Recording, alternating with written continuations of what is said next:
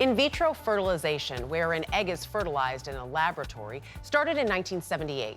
Today, there are more than 400,000 IVF procedures a year in the United States, and more than half are implanted. Almost 170,000 are not used, with some owners choosing to destroy, store, or donate the embryos. Now, a court decision in Alabama may upend the IVF process. As Barry Peterson reports from Denver, the decision to donate can be life-changing.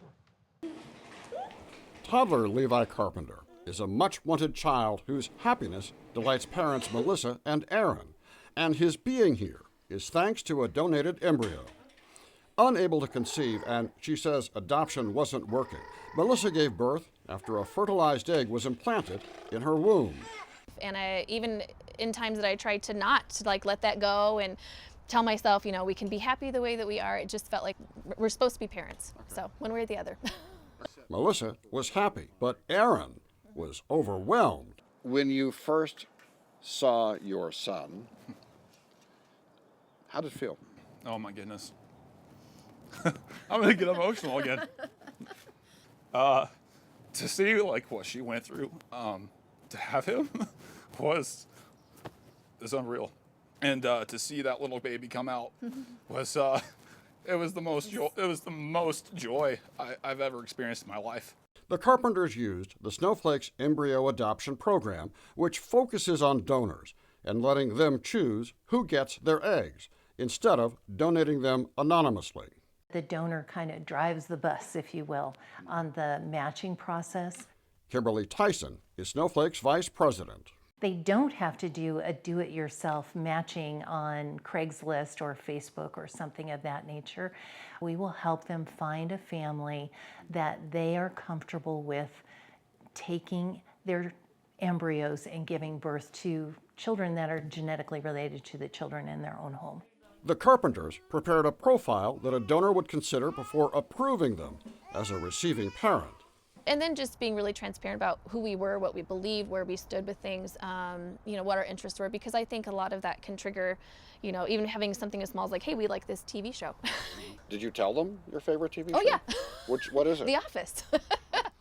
Tyson met the Carpenters for the first time during our visit. Hi, Kimberly. I'm Melissa. Nice to meet you. And got her first chance to hold Levi. You're mighty handsome. Yes, you are. But as donor births increase, so does the controversy about calling the process an adoption, which to some means life begins at conception, and to others, only when life is sustainable outside the womb. It's not hard for me because I know for myself that an embryo is a human being. And so we do have particular worldviews, and our organization is run on our Christian worldviews. That is a medical process of donating a tissue.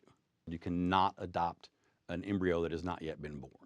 Sean Tipton is Chief Advocacy and Policy Officer for the American Society for Reproductive Medicine, a nonprofit group working to advance science in reproduction. Well, I used to say in this country that we didn't let government make our decisions about when and how to have children. That, unfortunately, is no longer true. But the Alabama Supreme Court has now ruled that an embryo is a child under state law, and its destruction is a wrongful death. The Chief Justice wrote in part, "We believe that each human being, from the moment of conception, is made in the image of God, created by Him to reflect His likeness."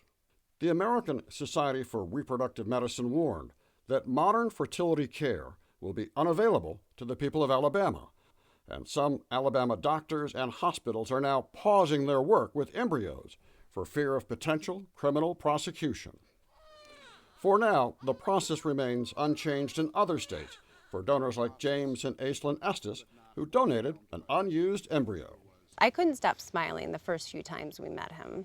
Joshua is now 5, and the families spend time together.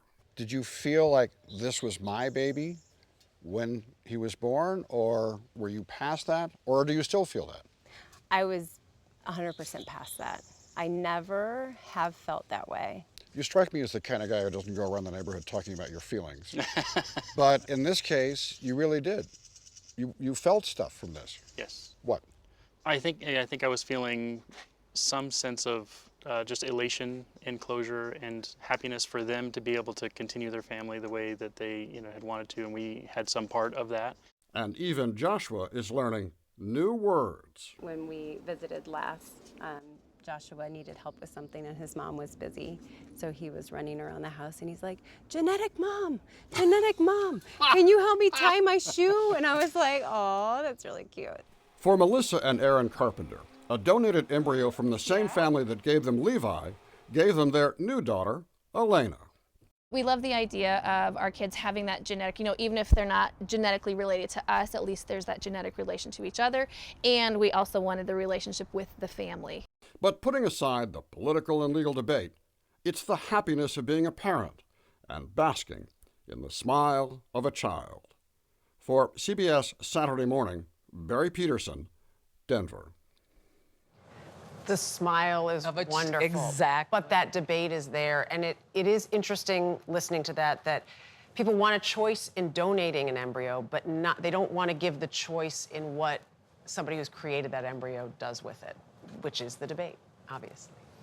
Feel for the families going through, looking to pursue potential IVF treatment right now, or going through it and having all these questions and all the uncertainty. Right, especially in the future. And it's not going to get any easier.